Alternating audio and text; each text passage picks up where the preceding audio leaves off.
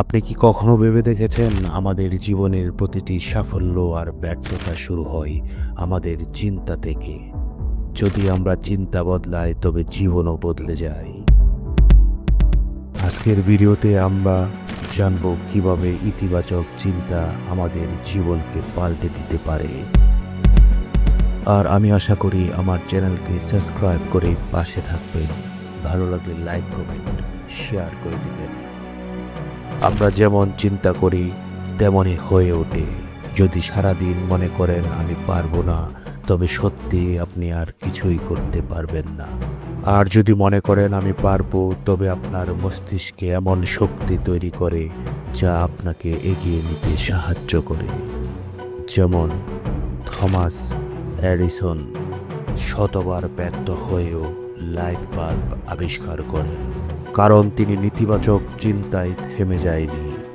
নেতিবাচক চিন্তা হলো অন্ধকার ঘর, যেখানে আলো ঢুকতে পারে না, কিন্তু ইতিবাচক চিন্তা হলো খোলা জানালা, যেখানে আলো, বাতাস, নতুন সম্ভাবনা ঢুকতে পারে।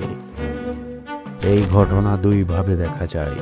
পরীক্ষায় ফেল করলে কেউ বলে আমার জীবন শেষ, আবার কেউ ভাবে এটা আমার জন্য শিক্ষা, পরে আবার আমি আরো ভালো করব। চিন্তায় এই পার্থক্য জীবন বদলে দেয়। নিজেকে ইতিবাচক ভাবতে বলুন। প্রতিদিন সকালে নিজেকে বলুন আমি পারবো, আমি সফল হব। ইতিবাচক মানুষের সাথে থাকুন, যারা আপনাকে অনুপ্রাণিত করে তাদের সাথে বেশি সময় কাটান। ব্যর্থতাকে শিক্ষা ভাবুন। ভুল করলে ভেঙে পড়বেন না, বরং ভাবুন এটা আপনার পরের সাফল্যের প্রস্তুতি। আপনি কি জানেন, স্টিভ জবসকে তার নিজের কোম্পানি থেকে বের করে দেওয়া হয়েছিল। তখন তিনি চাইলে হাল ছেড়ে দিতে পারতেন, কিন্তু তিনি ভাবলেন এটাই নতুন শুরুর সুযোগ। সেই চিন্তায় তাকে আবার নতুন করে নতুনভাবে অ্যাপলকে শীর্ষে নিতে সাহায্য করে। আপনার জীবনেও একই ব্যাপার প্রযোজ্য।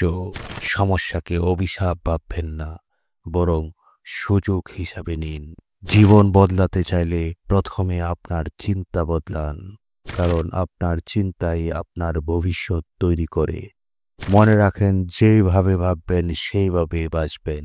তাই আজ থেকে ইতিবাচকভাবে চিন্তা শুরু করুন, আর দেখবেন জীবন ধীরে ধীরে বদলে যাচ্ছে।